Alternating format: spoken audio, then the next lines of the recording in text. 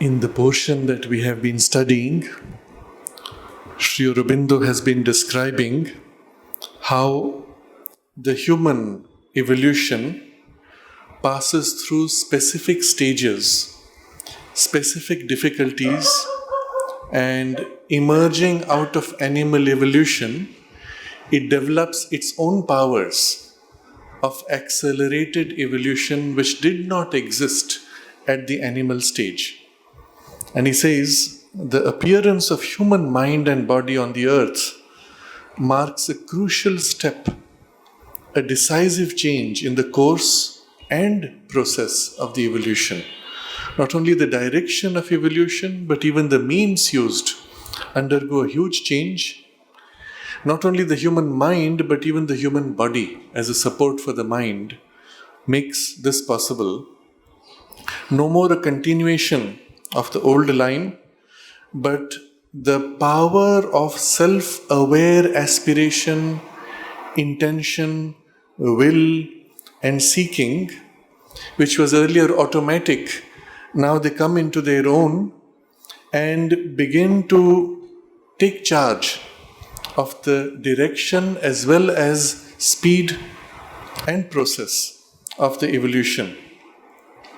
And in the mental experience of man, that you can experience higher states of consciousness which are not normal to us but can occasionally be accessed. And just this experience is enough to change our idea of what is possible, but also to awaken in us a stronger urge for those higher experiences.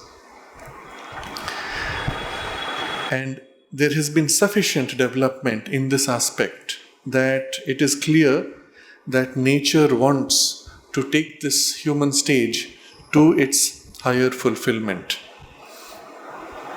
Earlier, he says, it was necessary for a physical change so that a higher consciousness could inhabit the body. But in the human being, this is reversed. That the mind which has now sufficiently emerged is actually able to turn back upon the body and its limitations, and in spite of the biological limitations, it is able to develop itself, or even in the extreme, it is able to influence the biology and reshape it to make it more conducive, more supportive of the higher gradations of consciousness that are being worked upon. And he says that this reversal is now exposed. While earlier the hidden consciousness was influencing things, it was concealed. It was always nudging from behind. Now in the human being, it has come up, it has come forward, and is able to consciously and openly seize upon the body and shape it. This we have seen last time is not only possible in the biological capacity, that is, by training you can run faster, you can develop skills, you can even increase your reflexes, you can increase the quantum of muscles, you can change the balance of various processes, how the energy is used, all of this by pure physical training, which actually changes the physiological rhythm. But also, through sustained practice of a certain type, we find these impressions settling down in the cellular working. The most obvious is a change in the RNA, which is the mechanism by which the genetic form is activated or deactivated in expression.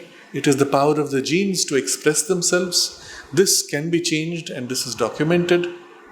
What is not so documented in the biology but has been seen and is generally avoided to explore because it goes against current theories is that such a change eventually settles even in the genetic change, in a genetic working. We can see in certain animals that the training given to parents passes on down even to grandchildren. In certain kinds of animals that human beings train. This is pretty obvious. We train dogs or horses for very specialized behavior, but the rats in the laboratory can be given certain kind of training, and 2 generations down you can still see in the genes the signs of that training. So what you see here is something extraordinary. The emergent mind is actually able to reshape the body and exceed its limitations. But this power will be even more greatly amplified. We saw this last time. When the human mind is able to go deeper to the actual source of the power to change, and with it, a deeper knowledge of that power. Such a thing begins to happen when the mind becomes already a little intuitivized. You can almost as if feel in the body the part which needs to be shaped, and by a willing through the intuitive consciousness, you can reshape the body, functions, or even change its processes. And all of this are part of the knowledge and the means which are still waiting to be discovered and activated. So this is the portion we concluded last time. One day it may understand the surface mentality, go deeper within itself and discover the means, the secret energy, the intended operation of the consciousness force within, which is the hidden reality of what we call nature. We tend to cover up this whole working by saying, it's nature, but without explaining anything. The secret even of nature's working, the hidden reality behind nature, is the consciousness force. And it is intended for the human being to be able to find that and act directly from there. What it means, if we had to put it in very simple terms, is that the power which is hidden in nature, which has been guiding evolution so far, through methods which seem like random chance, or through instinctive impulses and pushes, that power will actually come forward and lead the human development. And you can see what that means in implication. It means things which earlier took millions of years could actually be squeezed in a few years, into a lifetime even, because it is acting directly rather than through so many veils. So it's quite an extraordinary point that he has brought us to. But then he says this is only one side of evolution. It is only the outermost machinery of surface evolution. What about the soul? The soul is evolving independently, because even if the biology does not change, even if the surface machinery is too rigid, the soul can move from one form to another across lives and continue its evolution. What happens to that? And so he shifts the focus now to this second line of evolution. There is a first line, which is the overt biological and consciousness change. There's the second line, which is the hidden soul's evolution. And at some point you will see the two join. And we will come to that in a short while. All these are conclusions that can be arrived at even from the observation of the outward phenomena of nature's progression. Her surface evolution of being and of consciousness in the physical birth and the body. So all this you just have to observe, and eventually, once your instruments of observation become sufficiently complex, you can actually look into the genes, you can come to all these conclusions. It's not such a big deal. But there is a whole different line which is not accessible to your observation and instruments. And this is what he comes to. But there is the other, the invisible factor. There is rebirth. The progress of the soul by ascent from grade to grade of the evolving existence.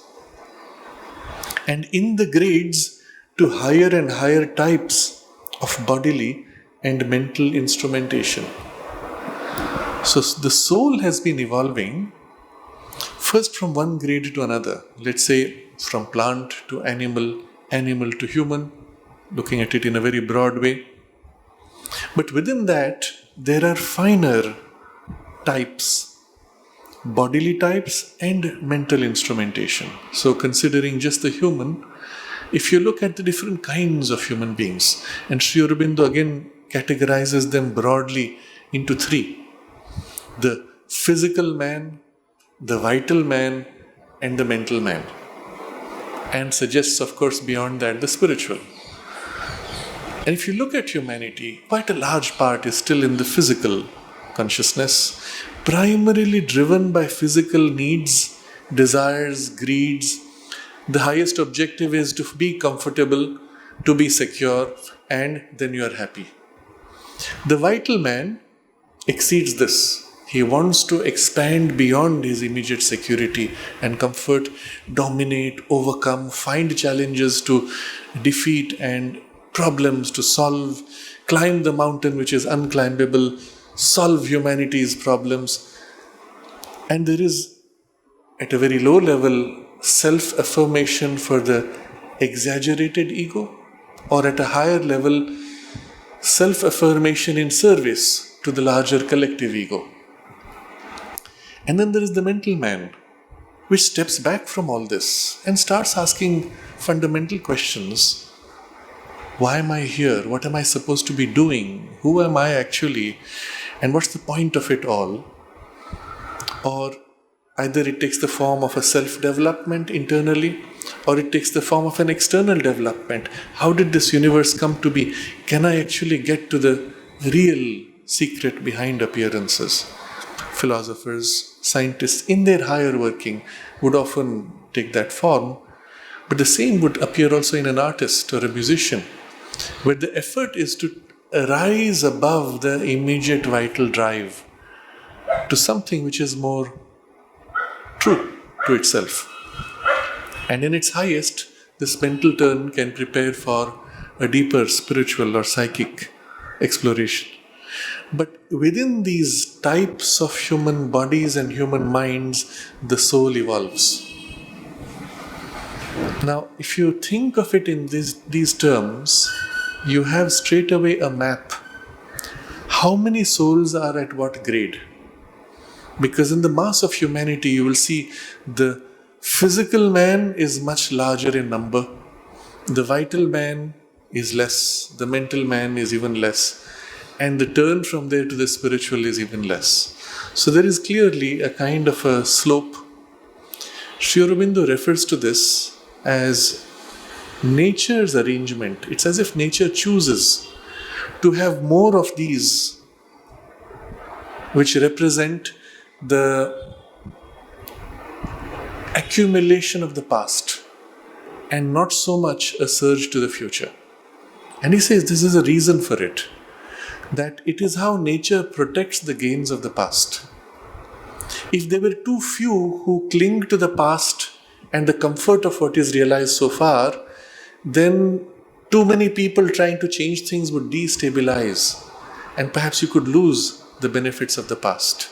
So in nature's wisdom, she ensures the atavism, the resistance, the holding to inheritance, resistance to change is much larger.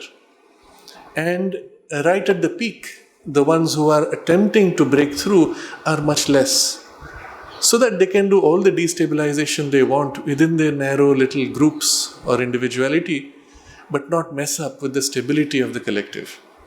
And then when they have stabilized something in their progress, the next range follows a little bit, and the next follows a little bit, and a little more, until eventually the general mass of humanity follows once it's secure, once it is stable. So that the overall progress is always stable, even if the frontal edge is unstable. So there is a rationale to it. And so the souls move through these different types, higher types of bodily and mental instrumentation. And it's something which is worth thinking about. If you were, let's say, in that position, preparing to take birth, what kind of a body would you want? But much more, what kind of a mind would you want? And if you think of the value of a refined, subtle, clear mind, it's difficult to find it. and perhaps even difficult to find today bodies which are sufficiently pure, I will use the word clean from all the contamination, not only physical contamination through food, but also a lot of cultural contamination and vices which are more and more becoming prevalent. For example, to find parents who have not damaged their genetics from heavy exposure to drugs or alcohol or smoking, because these damage the genes. To find parents like that is very difficult today. There are not too many. And then within that, to have those who have actually worked to refine and develop their mind. Again, not easy. But if you were a more conscious soul, you would look for those opportunities and look for the best that you can manage, and then within that bring whatever you have to try to give that extra push if your need is higher. So this progress of the soul by ascent is the hidden, invisible factor in this evolutionary change. And now he's going to explore this. In this progression, the psychic entity is still veiled. Even in man, the conscious mental being, by its instruments, by mind and life and body. So in the human being, who is supposed to be the most developed of all in the evolution, we still find the psychic being is veiled by the instruments which it needs. Most obviously your mind, vital and physical, 3 sheaths or 3 coverings of body which encase the soul within. In the early stage of childhood, where these have not been formed sufficiently in the personality, where they have not become too rigid, the qualities of the soul's aspiration are most directly perceived, if the environment is nurturing. But you notice in all children, particularly as the vital instincts begin to grow, as the vital personality begins to form, it tends to cover by desires what was earlier a more pure idealistic aspiration. Later, as the mind forms, the ego sense becomes harder, more individualized, more rigid, covering what was earlier more spontaneously a selfless center. And the body, of course, is the most dulling of all influences. The mother observes how at the very point where the soul enters the human body, there is as if your head collides against matter, and a stunning effect, dulling effect in which it forgets everything. And so you came with a clear sense of purpose and aspiration, but in the entry into the biology, in the consciousness plugging into the physical brain, there is such a dulling that you're stunned and you as if forget. And all these layers are concealing. It, that is the psychic entity which is veiled, it is unable to manifest fully, held back from coming to the front where it can stand out as the master of its nature, obliged to submit to a certain determination by the instruments, to a domination of Purusha by Prakriti. So 3 degrees of limitation. So in the first case, it is unable to manifest fully. Why? Because these layers, broadly let's say the 3 layers, are like sheaths they are covering. In the yoga tradition, we refer to them as kosha. Kosha literally is sheath which covers, which protects even. But in the very act of covering, protecting, it prevents that which is inside from being able to reach out. The sheaths, the very first physical sheath is so dull that you cannot act upon it directly. To act upon it, you have to have the vital sheath on which you can act, which is the energizing factor.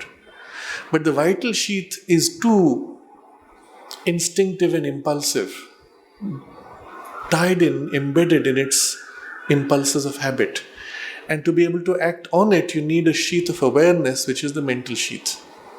So the soul actually takes on first a mental sheath, a vital sheath, and then plugs into the physical sheath. When it needs to act, it must first actualize the awareness, which then actualizes the energy pattern, which then moves the body. Now, going through 3 levels, you can see already there is quite a loss. You only need to observe how a child, when he learns to walk, does not have the basic coordination of hands and legs. And where is the coordination rooted? In the biology and to some extent in the vital, which plugs into the body. The mind wants to. The mind sees the adults walking, it wants to. But when it tries to push, it's not plugged in. The experience actually is had even in adulthood. If by some method you were able to unplug from your body and plug into another body, initially there will be a period of disorientation because your awareness, the fine lines of awareness which connect to the body and the energy, physical body and energy, have not found their right point of entry. Something like this happens to us when we sometimes wake up from very deep sleep with a shock. There's a loud sound, someone shakes you, you're pulled out violently, and for a while you are uncoordinated in your physical movements. Or it happens also at times when you're very high fever and you're unable to keep your balance or move in coordination. And these are all signs that the bodies are not properly plugged into each other. For the psychic being though, it has to go through these 3 layers and each of them offers its own problems. So unable to manifest fully, held back from coming to the front because it has to act through this layer, which acts through that layer, which acts through the last. You cannot act directly on the body. How would you do that? And so, how can you come to the front in the surface awareness? But if it could come out, it would stand out as the master of its nature. Because it cannot come out, it is obliged to submit to a certain determination by the instruments. Now, I can't help it if my thinking mind has inherited or has acquired from external training the habit of thinking for myself first. And while the psychic being wants to think in different values, the habit of the mind is like an imposition on its suggestion. My vital nature, unregenerated, unrefined, has its further dominating needs, and then the body has its final domination. Between these 3, the physical body has the maximum domination. If the mind wants to do something, I want to keep running, and the body says, no, I need to rest, what happens? Eventually, you collapse. Even the body has the power to knock your mind unconscious when it decides, okay, you have bullied me too much, now I need rest. Who has the final determination? The physical body. And then only a little bit the vital, and then a little bit the mind. So in this reversal of priorities, all the outer imposes its determination, and the Purusha, the true person within the true consciousness of the soul, is dominated by nature. It would be so much more comfortable, so much more free if this nature had been sufficiently refined and taught to listen to the inner suggestions, the inner intimations. If the entire upbringing from the beginning with a good, clean, healthy biology and mind is taught to refer always to the inner, taught to be sensitive to it and serve it, it would be great. But still after that, certain deep inherent limitations would be there. I cannot think clearly when my blood sugar drops low. It's a normal experience. What do you do about it? The mind can force itself to detach, but then it loses the ability to express freely through the body. So these are all limitations of the instrumentation. Can they be overcome? This is going to be part of the discussion. But in man, something very important has happened. In man, the psychic part of the personality is able to develop with a much greater rapidity than in the inferior creation. And a time can arrive when the soul entity is close to the point at which it will emerge from behind the veil into the open. and become the master of its instrumentation in nature. So he is not saying it has happened, but it is possible for it to happen in the human being. For the simple reason that the awareness in us is sophisticated enough that the psychic being can grow much more rapidly. If you look at the instinctive life, even of a very conscious dog, the level of instinctiveness is too high. And so the psychic evolution within the dog's life is only capable of moving at a certain pace. In the human being, though, it can move at a much faster pace, greater rapidity. And a time can arrive when the soul entity is close to the point at which it will emerge from behind the veil. Not yet emerged, but close to the point.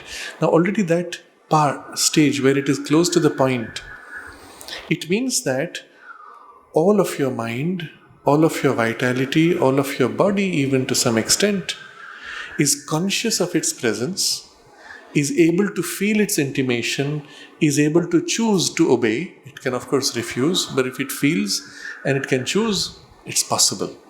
At that point, the psychic is just there, just behind the veil, ready to emerge. And it's possible for it eventually to come forward into the open. The result of that will be, it will take charge of the instrumentation in nature. Not only it will act through the mind, it will act through the vital, even through the physical, to whatever extent, but it will be able to do that. If nothing else, through the mind. But this will mean that the secret indwelling spirit, the daemon, the Godhead within, is on the point of emergence. Sri Aurobindo uses this word, daemon, capital D, from the Greek, which represents divinity individualized, a small part or expression of the divine, which is secret, the Godhead within, capital G, or secret indwelling spirit. 3 different ways of looking at that. You can think of it as the spirit secretly hidden behind. You can view it as a part of the divine. You can see it as the Godhead who is in charge of this whole instrumentation. On the point of emergence, and when it emerges, it can hardly be doubted that its demand will be, as indeed it already is in the mind itself, when it undergoes the inner psychic influence, for a diviner, a more spiritual existence. So the logic is simple. Whenever the mind comes under its influence, we are always seeking for things which are more true, more sacred, more beautiful. Satyam, Shivam, Sundaram. The 3 ways in which we relate to the divine in the world. We seek a diviner life in our values, inevitably. But when that comes forward openly, obviously this is what it will look for. A more spiritual existence. What happens then? Can it actually do it? In the nature of the earth life, where the mind is an instrumentation, where the mind is an instrument of the ignorance, this can only be effected by a change of consciousness. Now this relates to earlier discussions in the Life Divine, where Sri Aurobindo has shown that the mind as it is an instrument of ignorance precisely because it is an instrument of handling finiteness. It is meant to handle finiteness. It's meant to cut up the infinite into pieces and manage pieces. And as long as you're managing pieces, you will always have some piece which is larger, some perspective which is more complete, against which this is inferior, ignorant, or outright wrong. So as long as you're operating in the domain of finiteness, you are always within ignorance. Lesser ignorance or greater ignorance, but it is always ignorance. Even when the mind comes into an experience of something large, it can even look at the whole universe and say, now I know this. But because essentially it's an instrument of finiteness, it is looking at the whole from a narrow angle, from a perspective. And as big as its knowledge seems to be, as big is its actual ignorance. So Sri Aurobindo actually uses this phrase of cosmic ignorance. You look at the cosmos, you're aware of the universe, but you know it only from a certain angle and not from other angles. And therefore, your ignorance becomes as big as the cosmos. And this is the problem with the mind. And if the psychic being wants a more spiritual existence, it would require a change of consciousness. What is that? This can only be effected by a change of consciousness, a transition from a foundation in ignorance to a foundation in knowledge, capital K, which, as we have discussed earlier, from the mental to a supramental consciousness, and as a result, a supramental instrumentation of nature. What's the difference in the supramental consciousness, which is above mind? The consciousness is infinite, is able to contain all without limitation, without distortion. And so it's a consciousness of knowledge with capital K.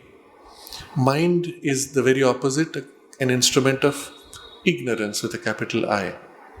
A change in consciousness from this to that is necessary. But he uses this suggestive phrase, a transition from a foundation in ignorance to a foundation in knowledge. It does not mean that you will always be living in that highest. It means that your consciousness will be rooted there, and from there you will act, even through the mind, through the instrument of division and limitation, but your roots will be in the oneness of knowledge.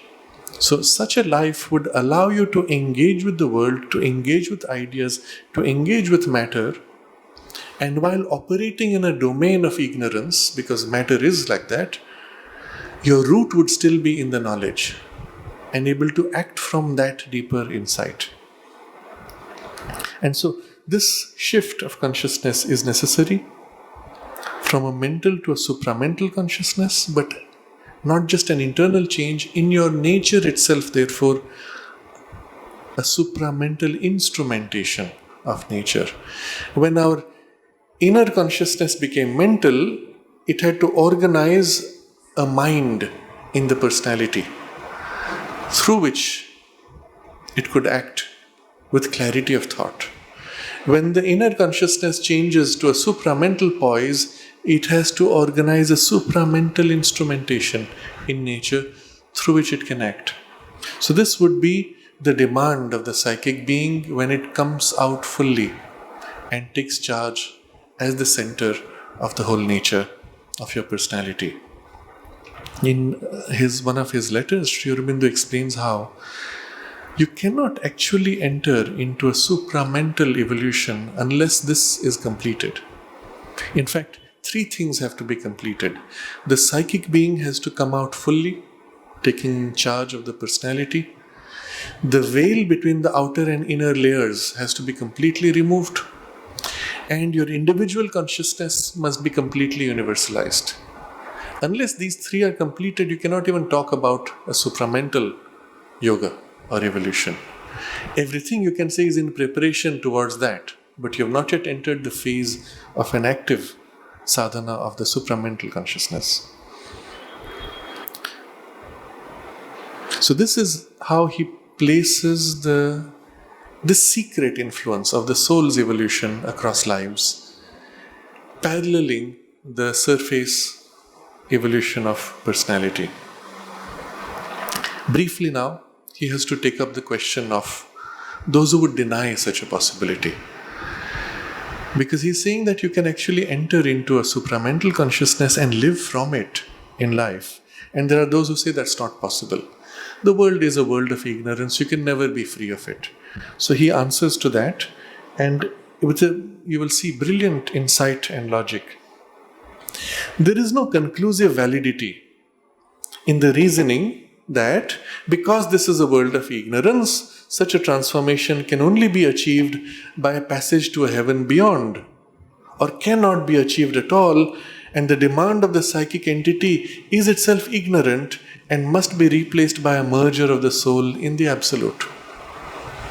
So that's the argument given by many traditions or many teachers coming from their perspective, that either such a transformation cannot be achieved, you have to somehow abandon this and lose yourself in a heaven beyond, or the psychic entity itself asking for this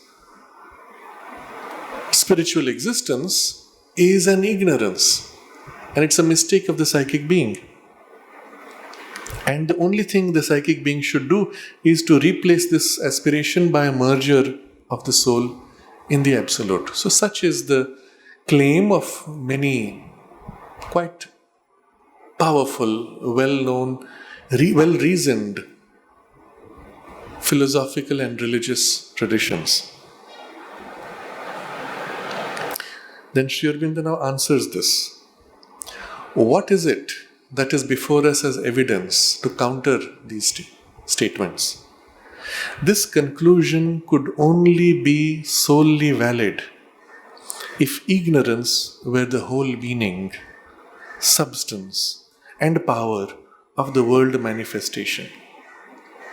Or if there were no element in world nature itself through which there could be an exceeding of the ignorant mentality that still burdens our present status of being. So this would be valid if these two conditions were fulfilled. That the whole point of this world manifestation was ignorance. Meaning is ignorance, the substance is ignorance, and the power by which the manifestation takes place is ignorance. If you think about it, this is not true. The power that manifests is not an ignorant power. In fact, it is such an extraordinary, all-knowing, all-powerful divinity that every tiniest atom in one corner of the universe is in perfect alignment and harmony with every tiniest particle in another corner of the universe. Everything held in perfect harmony and beauty. And a power which can do that is all-powerful and all-knowing. It is not a power of ignorance. Equally, he says, the substance of the universe would have to be only ignorance. If you consider that the power that pours out the universe forms the substance of the universe out of itself, again you would say, well, then the substance has to be essentially divine. It cannot be a substance of ignorance. But still you could say the meaning of it. Maybe a brilliant, wonderful divine power pours out divine substance, but the meaning is ignorance. It just wants to wallow in darkness and ignorance. And this again you can question and say, if that was the case, then it would stay wallowing in ignorance. What do you see instead? At every step, the urge to come out of ignorance into greater knowledge. Not only through the whole evolution, from the even crystalline, through plant, through animal to human, but within the human being, the deepest urge is always to exceed ignorance. So again we would say this is not correct. Or he says there's another way by which this whole argument of the world of ignorance would be justified if there were no element in world nature itself through which there could be an exceeding of the ignorant mentality that burdens us. If mind was all ignorance with nothing that allows you to exceed itself, then you would say, all right, this is the conclusion. But again, observe how within the mind itself there are powers, not yet fully developed. One of those powers is intuition. When it acts, it gives you precise knowledge. But somehow I don't have access to it all the time. But sometimes it's as if I'm able to call upon it. In certain states, it's as if it acts more freely, more frequently. But when it acts, it is sure. The fact that such a power exists shows you that the mind has within it the capacity to exceed its own ignorance. And so by taking a very negative formulation, which as if justifies that perspective, which rejects possibility of a divine human experience, Sri Aurobindo counters that whole argument. And now he says it explicitly. But the ignorance is only a portion of this world nature. If you look at the totality of the world, ignorance is there in this lowest range. In the higher ranges, there is no ignorance. Ignorance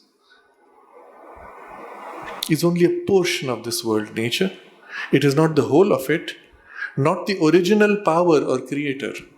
Who created the universe? If that power is all knowledge, then obviously what it creates cannot be bound in ignorance. And if it appears to be bound in ignorance, it's only a passage. It has to eventually reveal itself. It cannot but reveal itself. Anything you create will always be an expression of what you are. You may try to conceal all you want, but the manner in which you conceal will reflect who you are. If you're a brilliant intelligence, you can create a very sophisticated concealment. By studying the manner of concealment, we can say, oh, that's a brilliant intelligence which created this concealment, isn't it? So when you look at the nature of the ignorance, when you look at the nature of inconscience, it is so brilliantly and powerfully concealed that you have to say the power that creates is all powerful and all knowledgeable. Isn't it? Eventually, always, whatever you create has to be an expression of you, even if concealed, and of course when revealed. Not the original power or creator. It is, in its higher origin, a self-limiting knowledge. Knowledge up there, capital K, all-knowing, limiting itself to appear as if to not know. From the highest level. And even in its lower origin, its emergence out of the sheer material inconscience, it is a suppressed consciousness laboring to recover itself, to manifest knowledge. So if at the highest it is revealed knowledge which is the source, at the lowest, the world nature is this suppressed consciousness behind the sheer material inconscience, trying to recover and manifest knowledge, which is its true character as the foundation of existence. So whichever way you look at it, you find the knowledge, whether above or below. In universal mind itself, there are ranges above our mentality which are instruments of the cosmic truth cognition. And into these, the mental being can surely rise. And of course, these are all things which have been discussed earlier. So, the example which we took up of intuition, we know these powers exist in the universal mind, in the ranges above our mentality. Now, we may say, in our evolution, we have not yet reached those ranges, but if they exist in the universal mind, eventually they will be organized in our mentality also. And so, the mental being can surely rise into them, for already it rises towards them in supernormal conditions, or receives from them without yet knowing or possessing them intuitions, spiritual intimations, large influxes of illumination or spiritual capacity. So there is already a tendency for the mind to rise in supernormal conditions. Abnormal is the word we will use, but since those are not actually abnormal, the right word is supernormal conditions, in states of meditation, in states of unusual concentration. We have access to that. But even when we are not conscious, we are receiving from there. And he describes 4 things: intuitions, spiritual intimations, large influxes of illumination or spiritual capacity. And you'll see this not frequently, not in everybody, not all the time, but in exceptional individuals at exceptional times. First, there is intuition, which is the most frequent. Insight comes, you know, in a moment, in a flash, it turns out to be right, even if you doubt it. Then spiritual intimations, which is much more rare, much more deep. While intuition has a specific aspect of knowledge, the spiritual intimation is as if giving you an experience, which is more than the intuition, a spiritual experience. You're sitting in the middle of nowhere, and suddenly you feel as if you're one with the whole region, one with the forest, one with the mountain, or suddenly you forget you exist and the whole universe is all that exists. Brief such intimations which are spiritual, of the nature of the spirit, originating in the spirit. And the next two are large influxes of illumination or large influxes of spiritual capacity. And this is even more rare. So, large influx of illumination gives you in a single movement a huge illumination of knowledge. When that happens to an individual, often the practical result is the beginning of a new teaching, a new religion, a school of thought, or something like that. Because of the nature of the illumination that comes, it is so large, so overwhelming, and of course with it there's a power, that it impacts many people around and often has a lasting imprint.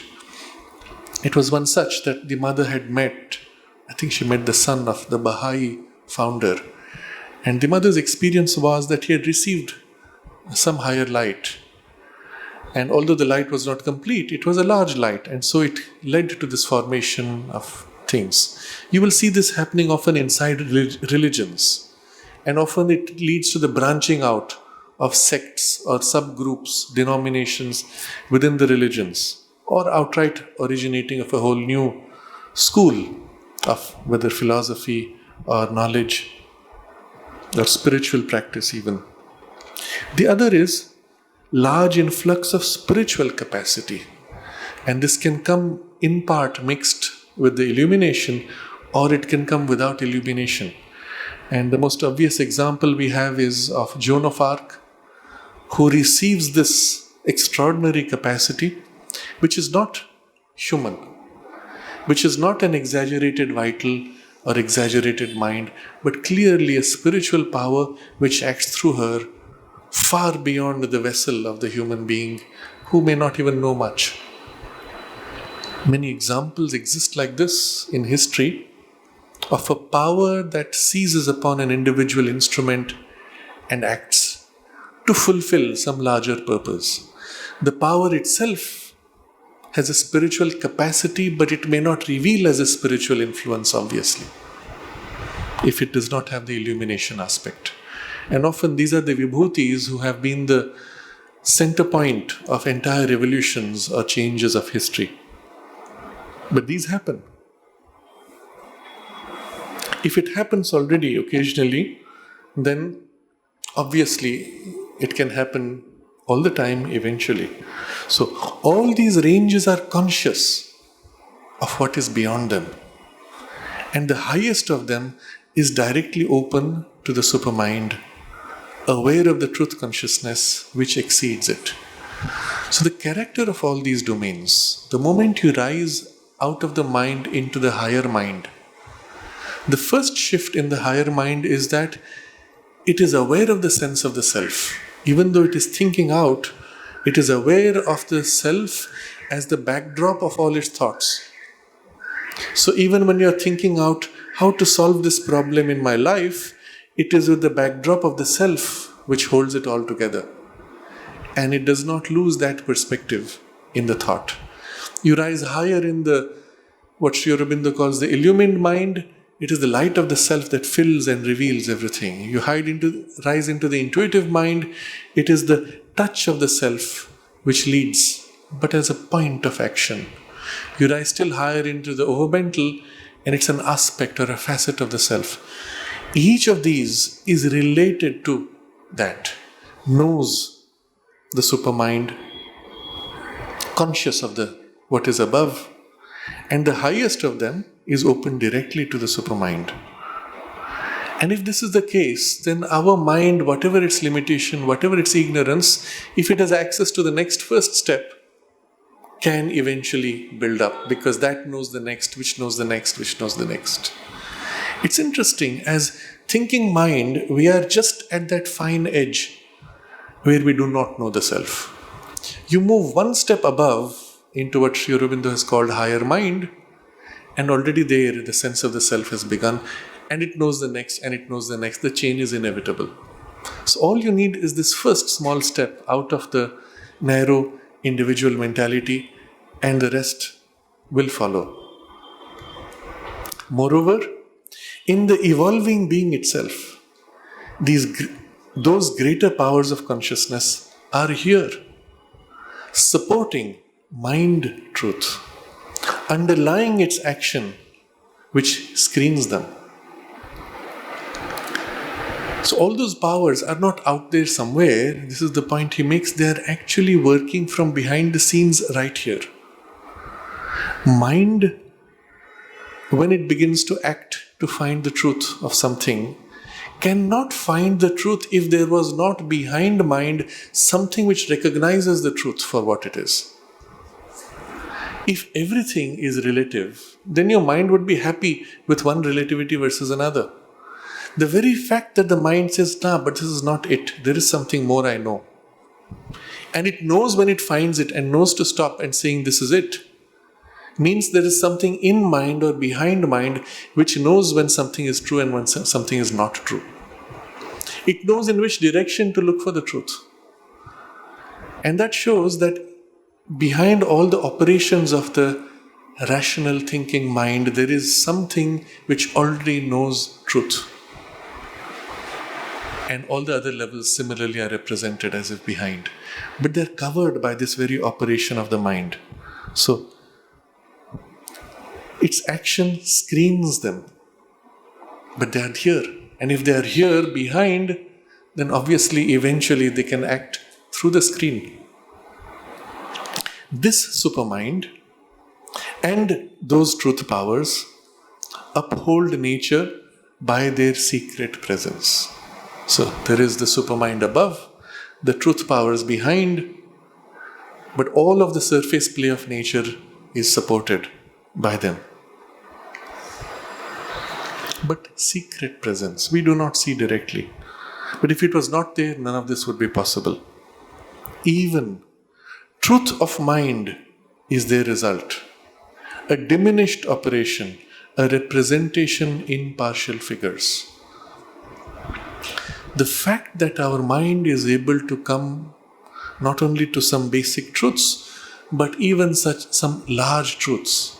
We may describe them in philosophical terms, we may experience them in mind as even spiritual insights. But the fact that we can come to those is possible because those things are already there supporting from behind and from above. And what we experience in the mind is a representation of them.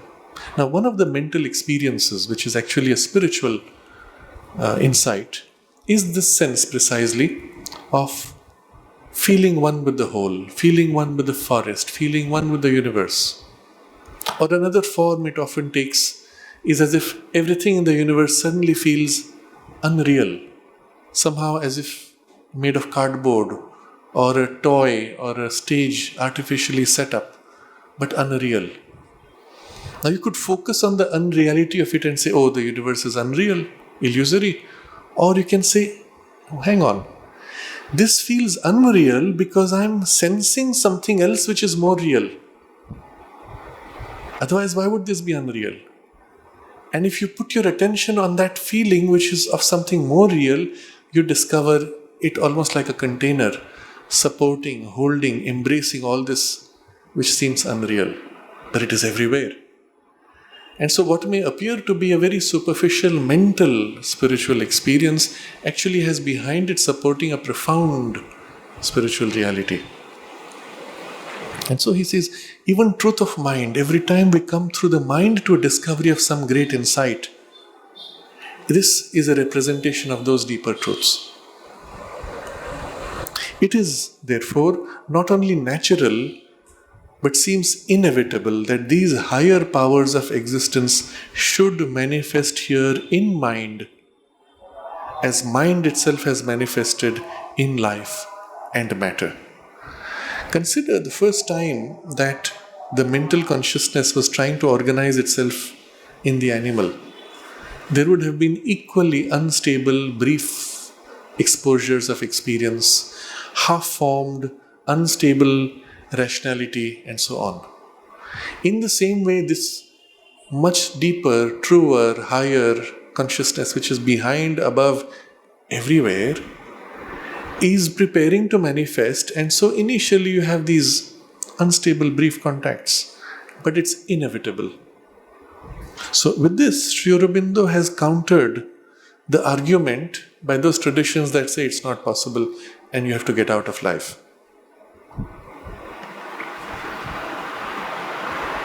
Now he explains why at all, and this is one of perhaps the most interesting insight in this whole discussion. Why at all do we have this idea that we have to get out of it? That the divine is out there somewhere, not here. This is ignorance we have to get out of. In fact, as if to accept the truth of this in the beginning of this paragraph, when he says there is no conclusive validity in the reasoning, and he offers that viewpoint. But he doesn't say that's wrong. He says there is validity, but the validity is not conclusive. It is not final. Again, in the next sentence, he says, this conclusion could only be solely valid if ignorance was, etc., etc. It could be solely valid if. Actually, it's valid, but it's not solely valid. There is something more. So the very formulation of these sentences are so skillfully crafted to say, yes, all that is true, but it's not the whole truth. There's a deeper truth. And this is the deeper truth. But why is that true? We have just, by logic, countered all those statements. And you see, in the normal human thinking, we'll say, oh, they are wrong. The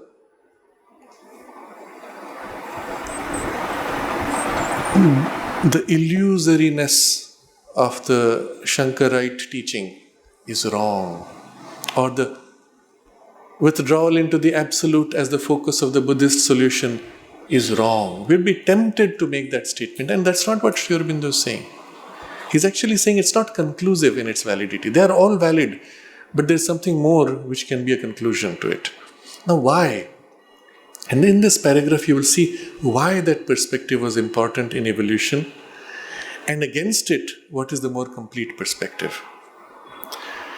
Man's urge towards spirituality is the inner driving of the spirit within him towards emergence.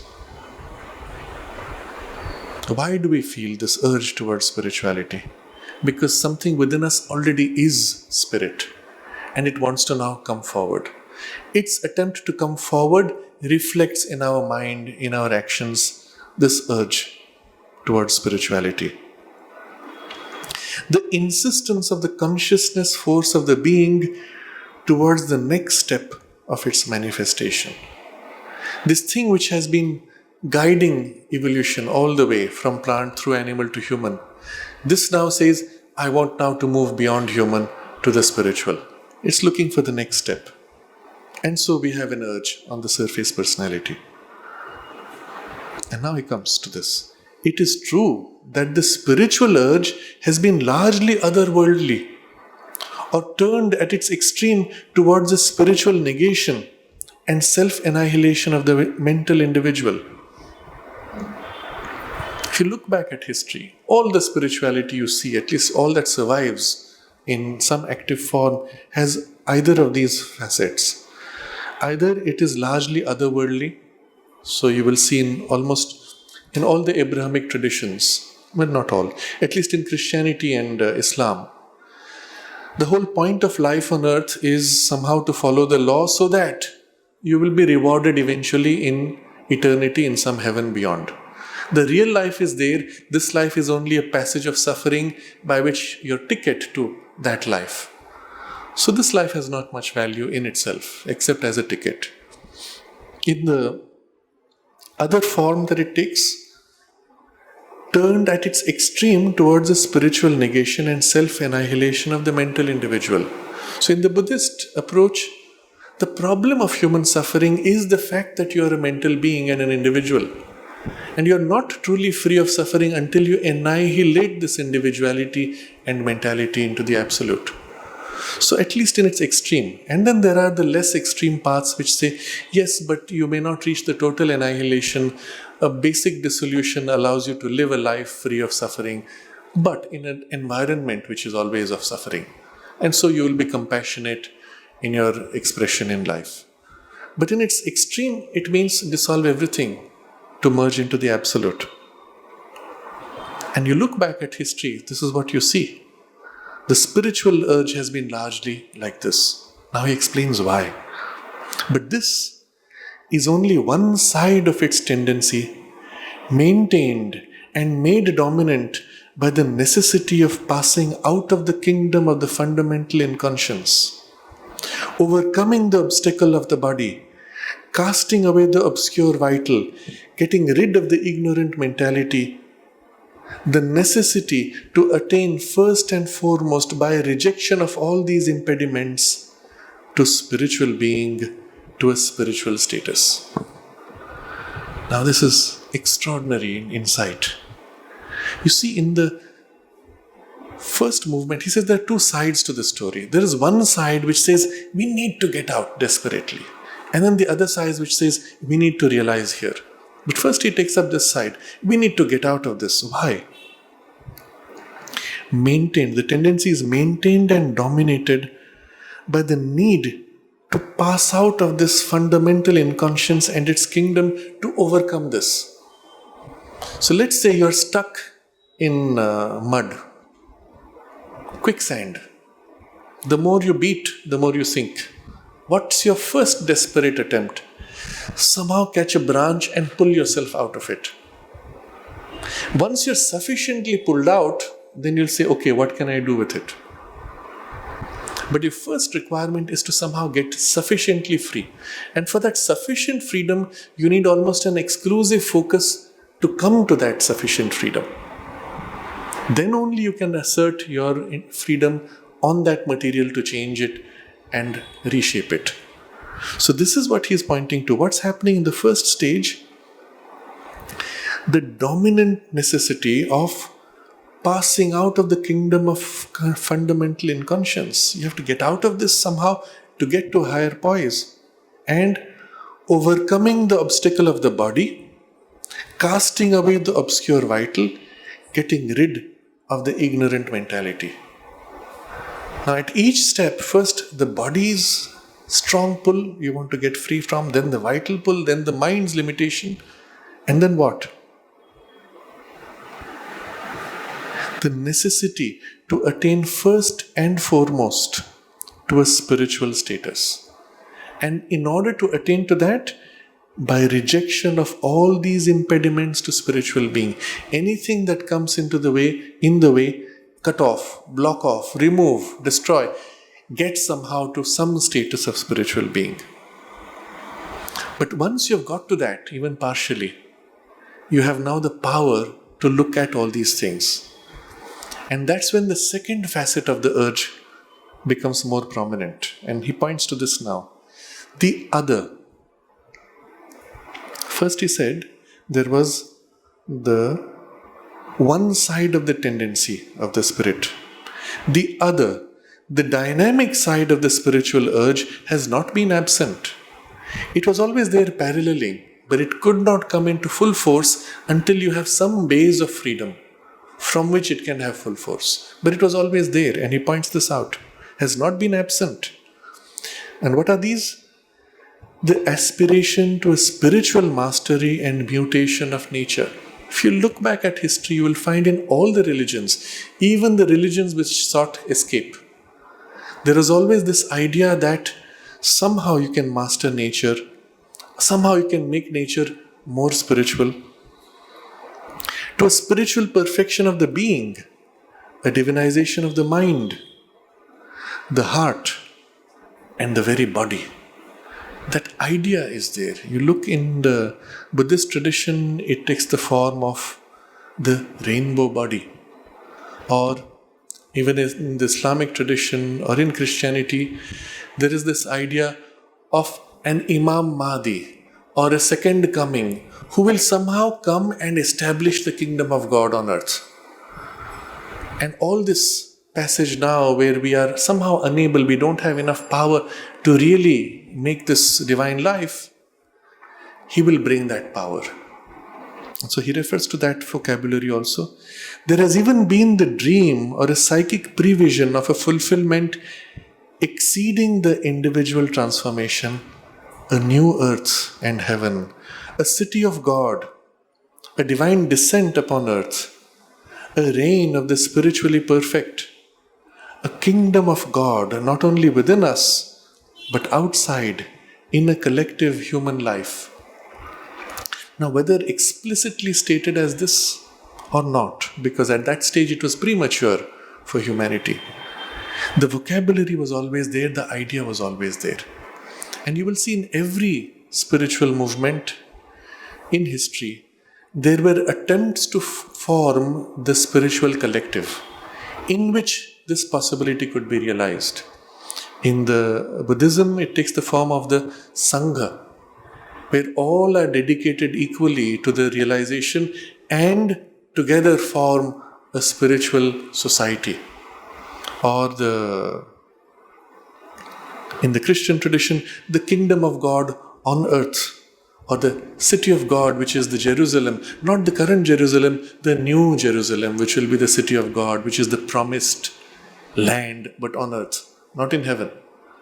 And so these ideas are there, but because they were too far away at the time of the religious origins, they are there almost like a vision seen for the future. And so that's why he uses this very suggestive phrase, the dream or psychic prevision of a fulfillment exceeding the individual transformation, a new earth and heaven. So even heaven will be new, earth will be new. But it's as if there is a prevision, the psychic sees this possibility. Yes, but not now. It's there later.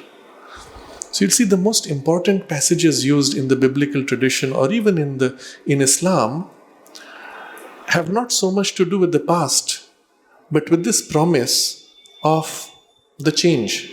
Some kind of change, some kind of awakening, some kind of transformation. End times and the signs of the end times. And of course it is given a more mental idea. Now all this will end and something else will begin. But what is that something else? And then the interpretations begin. So obviously the dead people will rise, or people will somehow be transferred into some other plane or level of existence, or the whole universe will shut down and you'll all be in heaven or hell. But none of these make logical sense. If you look at the original descriptions of these transitions, they're highly symbolic. And they don't make sense logically. And if you go into the symbolism, you will see number 7 repeated. Things come in sevens. There is fire. There is some great turmoil of change. But fire of purification, if you take it as symbolic, the whole thing acquires a different meaning. We need not attach ourselves too much with the specifics of the form in which the religion saw it.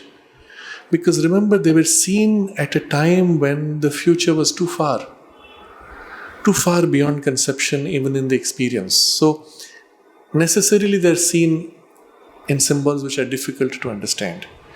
There's an interesting conversation the mother has in the agenda. It is in the mid-60s, where she says, all these religions which look forward to a change and second coming or changed times, she says, they're still waiting for it. They don't realize it has already happened.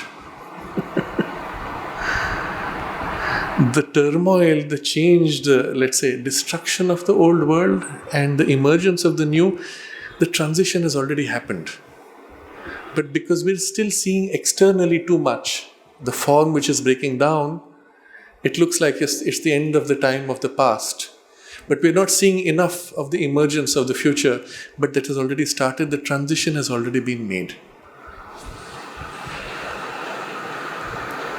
But Sri Aurobindo points to the fact that this was equally present, though it could not have the full play because the first stage of some base of spiritual freedom was not yet established.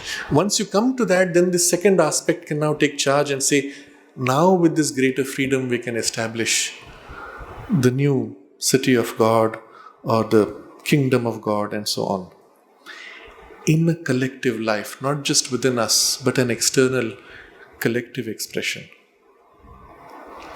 However obscure may have been some of the forms taken by this aspiration, the indication they contain of the urge of the occult spiritual being within to emergence in earth nature is unmistakable. So he says, yes, a lot of it is symbolic. You look at those past traditions and their worldview, so much symbolism hides. But what is obvious, which is not hidden, is that the urge of the spiritual being within to emerge in earth nature, not in some beyond. And this is clearly seen in all the traditions. Even in the highest ideal of the Buddhism, the realization is not merging into the nirvana and dissolution.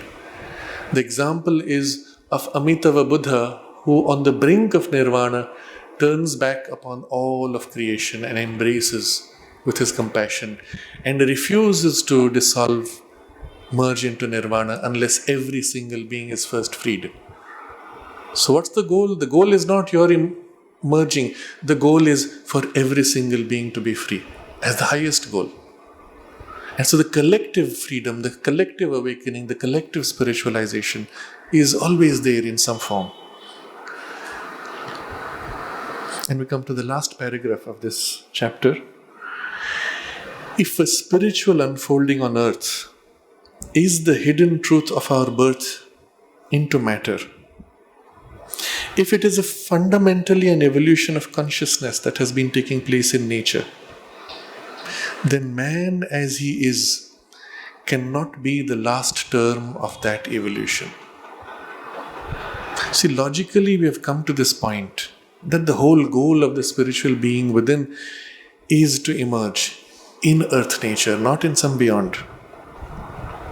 And if this spiritual unfolding on earth is the truth of why we came into matter, it means evolution of consciousness is going to lead to this eventually. Then obviously the human that is what we are cannot be the last step. Something has to be there which will represent and make possible that. Now the logic of this is unavoidable, as we've seen through all the steps he brought us to. The hidden truth of our birth into matter is the spiritual unfolding on earth.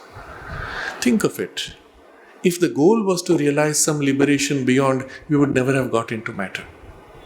We entered into matter so that we could realize that here. We already had that there before we took birth into matter. So the whole point of taking birth was to realize that here and bring that here. Then man as he is cannot be the last term of that evolution. Very carefully worded. Man as he is. Either we change or we are replaced by a superior species, which is suprahuman. But as we are, we cannot say this is it. He is too imperfect an expression of the spirit. Mind itself a too limited form and instrumentation. So what is mind? Mind is only a middle term of consciousness. The mental being can only be a transitional being. Very powerful statement, powerful conclusion. And this is very Vedic in its articulation. In the Veda, the human life is seen as a journey between two oceans. There is the lower ocean of inconscience. There is the upper ocean of superconscience. And evolution is the emergence out of inconscience and the growth towards superconscience, where we are as if an individual. The inconscious is universal, the superconscious is universal. In between is the individual making the journey, because the whole thing cannot make the journey because they're separated, the oceans are separated. Only a part, an individual can emerge to make the journey, and the reasoning mind is the linking principle between the two oceans. As we grow into the superconscious ocean, our consciousness widens out to embrace the whole universe. We become at that point universal beings, but still with an individual focus. So the journey is not dissolution, but holding in individuality that universal consciousness. So mind is only a middle term of consciousness, and logically, therefore, the mental being can only be a transitional being. If then man is incapable of exceeding mentality, he must be surpassed. And supermind and superman must manifest and take the lead of the creation. But if his mind is capable of opening to what exceeds it, then there is no reason why man himself should not arrive at supermind and supermanhood, or at least lend his mentality, life and body to an evolution of that greater term of the spirit manifesting in nature. He leaves it open. Will it be that the human species stops short and a new species emerges? Or will it be that the human mind is able to arrive at that higher consciousness and offers his mentality, life and body for this new term of the spirit manifesting in nature? Either way. The suggestion, of course, based on the earlier discussion, is both. A part of humanity grows to make that breakthrough in consciousness, and perhaps a large part of humanity simply stays back, keeping this intermediate rung of the ladder of evolution. But this change is inevitable, and looking back again at the rest of the chapter, nature has decided to make that change.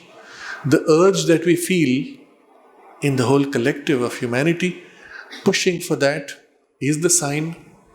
And if nature has decided, and if the help from above is there, this change is inevitable. And in evolutionary terms, it is very rapid.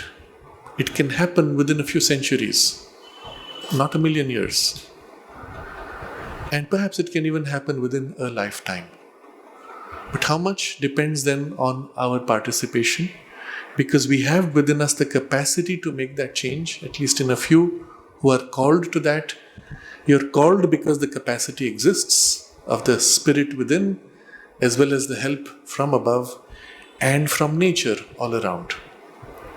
So looking back at what we read today, you will see the key ideas which ensure that we emerge from ignorance into knowledge is that which has formed the whole universe is itself of that superior knowledge, is behind the functions of our surface mind and surface personality, working from within secretly.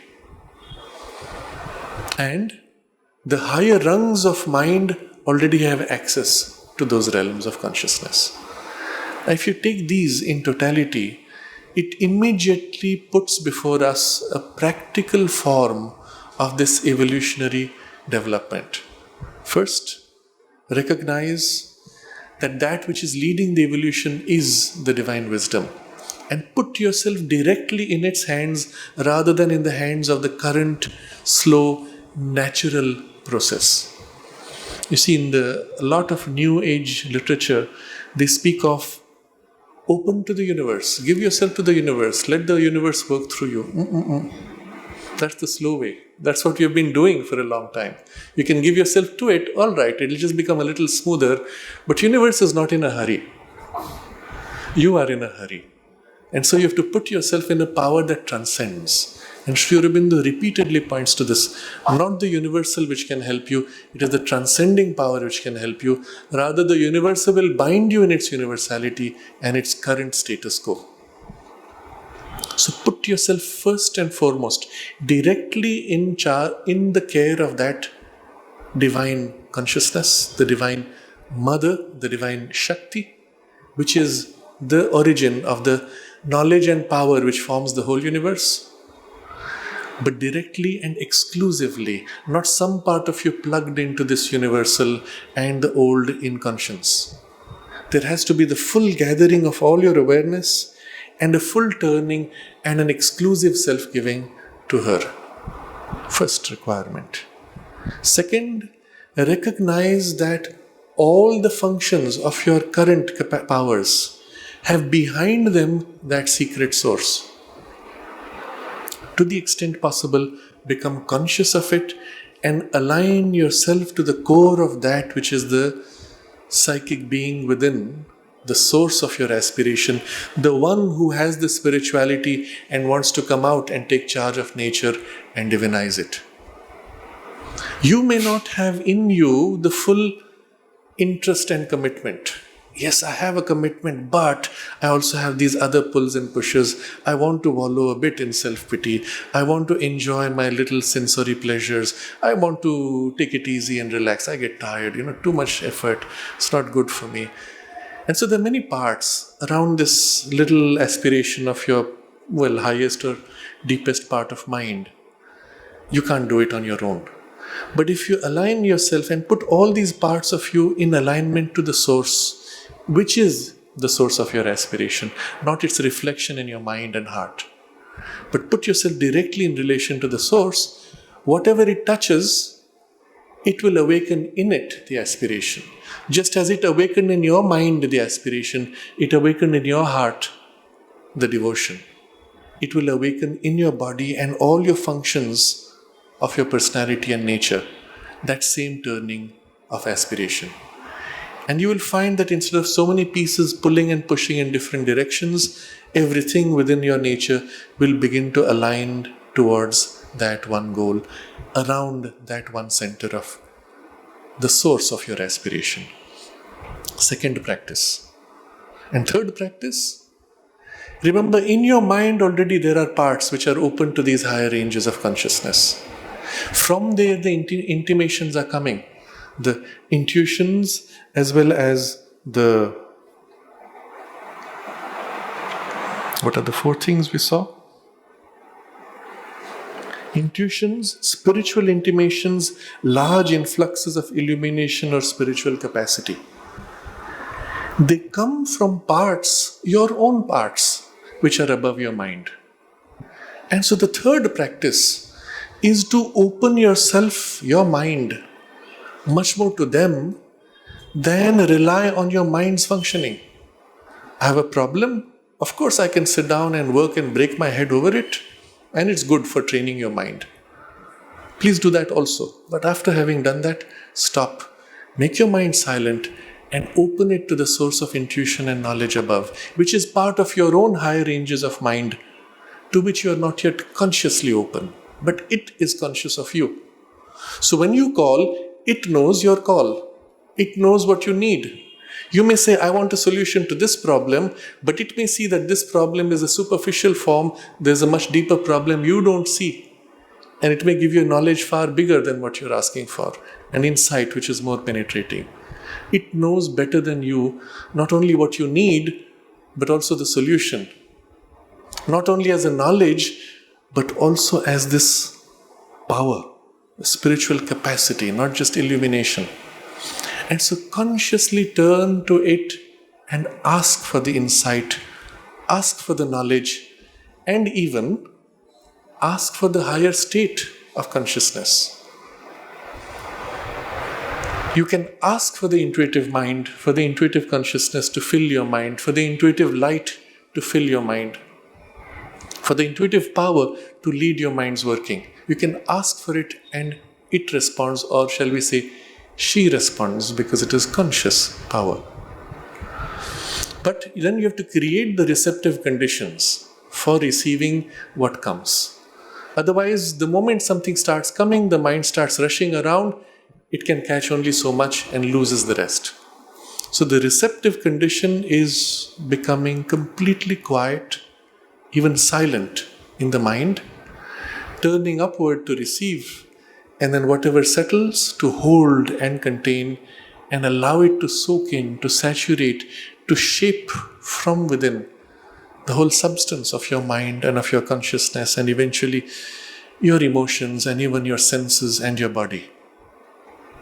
But you become like a jar, and this is the Vedic symbol again a container into which the higher consciousness, light, power, force pours in, fills and works to transform, to lift your consciousness into the higher status. So straight away, just the deeper understanding of the evolutionary process which he has described here gives us a practice and a direct focus, and you will see these are really the central processes of the integral yoga. But now we understand logically how they are perfectly aligned to the evolutionary force and its working. The result, of course, will be, and this should be our aspiration always, that we grow into this higher consciousness, into this new poise of humanity, which will exceed this middle term of the mental consciousness. Since this is now set before us as the goal, the next chapter must be titled The Evolution of the Spiritual Man, since this is what we want to grow into. What then do we do? What are the means? What are the processes? What are the difficulties and so on? In the same way as in this chapter, Sri Aurobindo described evolution in its essential principles, but then took up the whole mental evolution and human evolution within that. Now he takes up the next step. How does the spiritual man emerge from the mental? And we will take this up next Sunday. It's worth rereading the passage we have gone through, reviewing it now from this perspective of our aspiration and our practice. And it helps not only to establish the conviction, but also helps to awaken the experience in us. So it's not enough to have the idea that, within us those layers exist, above us these things exist. As you read with the idea of you feel the truth of it, you actually enter as if in contact with the vividness of that presence, the deep conviction, even intuitively felt in you, it's there. And when you feel it like that, you open to it. That's the most rapid way of opening to a higher range of consciousness. You must glimpse it as a brief experience, and then having had that point of contact, even slightly, you keep the connection and open to it and invoke it. And the text actually gives you the touch of that experience.